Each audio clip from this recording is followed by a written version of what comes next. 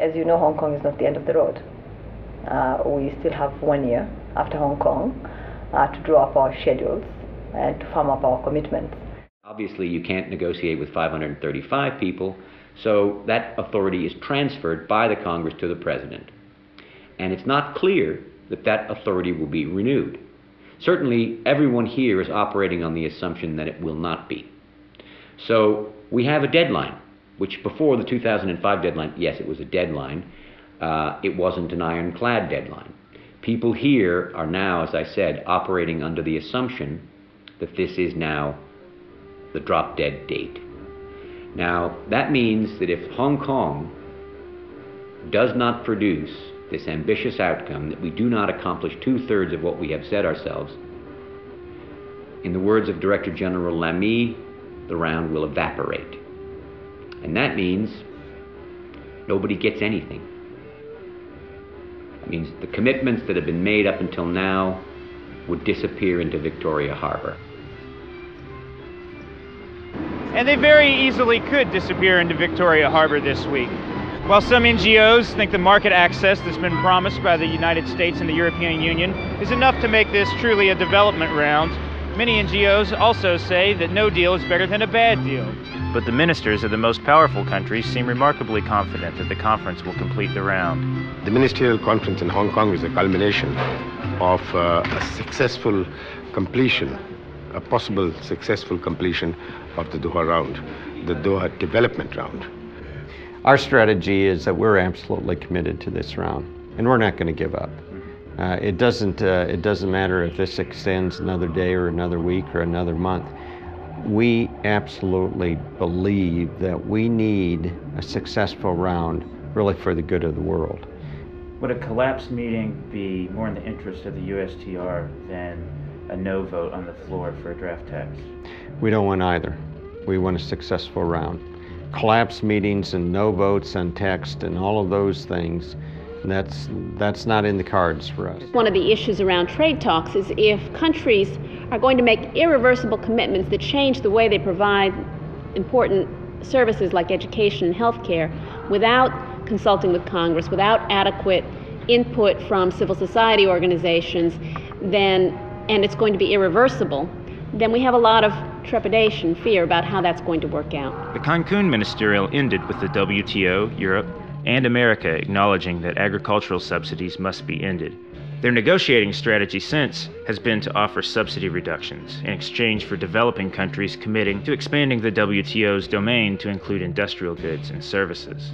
The strategy is to invest every amount of energy that we can to get a successful round, not only in agriculture, but in manufactured goods, in services, and that's what we're committed to. The one thing that is of concern to many, and they raise it as an issue, is the distributional implications of these concerns.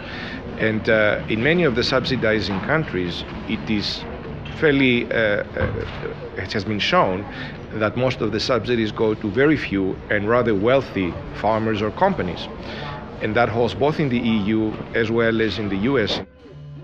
One more question. The developing countries have suffered a lot after the opening their market, and they demand an immediate elimination of the subsidies on the agricultural products of the US. So what is your response to this complaint? And do you think it's too late to eliminate the subsidies in the 2010? I think actually you are not characterizing correctly the position of the developing countries. First of all, the approach of developing countries is very uneven. We're fighting together to say we have to stop with the farm bill. We have to stop with the cap. These policies are killing our friends from the other countries, and we hope that there's going to be no agreement here. And if there's some coming out, it's going to be a lie from United States and Europe. We have to say, down, down, WTO.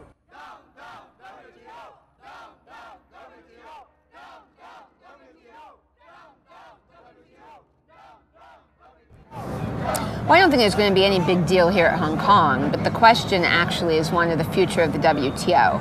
And the question is if the business interests in the US and the EU decide it's worthwhile to try and maintain the system, to such a degree that they can somehow get the governments to make up what are some big differences. If the US and the EU get together, they tend to steamroller most of the other countries. Right now, they're getting cozier, and that's making a lot of people concerned. If this trade round produces some kind of text, well, that's how it always works. Will this be the last ministerial conference of the round, and will everything else be completed? And therefore, the Doha development agenda will come into existence no matter what? No, of course not. Okay. I mean, there's a decent chance this whole thing could implode. Even if it doesn't implode here, there's such vast differences remaining. I mean, the bottom line is you have the majority of countries who aren't interested in this agenda because there's nothing in it for them. The Doha everything but development round would leave some 60 developing countries as net losers if it were implemented, according to the World Bank, who supports the WTO round. So for a lot of countries, their position is totally defensive. They wish this would go away. This isn't an agenda that can ever come out well, regardless of when it's finished. The agricultural negotiations have stalled, and delegations are now preoccupied with the services proposal and pressure to open their industrial markets. Meanwhile, the world is focused on the demonstration of the Korean farmers and government workers, which have turned violent on the next to last day of the conference. They also staged protests at home during the week prior because they see their government's participation in this round as a betrayal. Trade Minister Kim Hyung, however, can achieve a better result for Korea than the Uruguay round yielded by acting as a facilitator of the elite green room negotiations on services.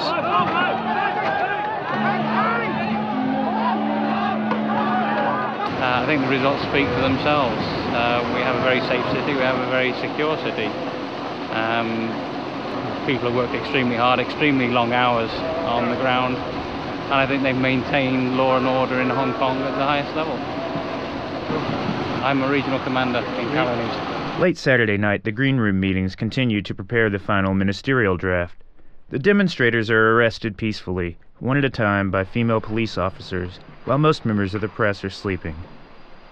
Many are surprised on Sunday that Europe has offered a subsidy reduction by 2013, and that the draft includes services and industrial provisions, which were considered egregious by many countries just a day before. So far, do you think it is still necessary to have such a conference? And if yes, when and where? I think it's clear that given the ambition to move this forward, there will be a lot more conferences. Whether we're talking about a major ministerial conference, I think is something entirely different. Okay, thank you. What form are these services liberalizations going to take for developing countries? Well, basically opening them up to...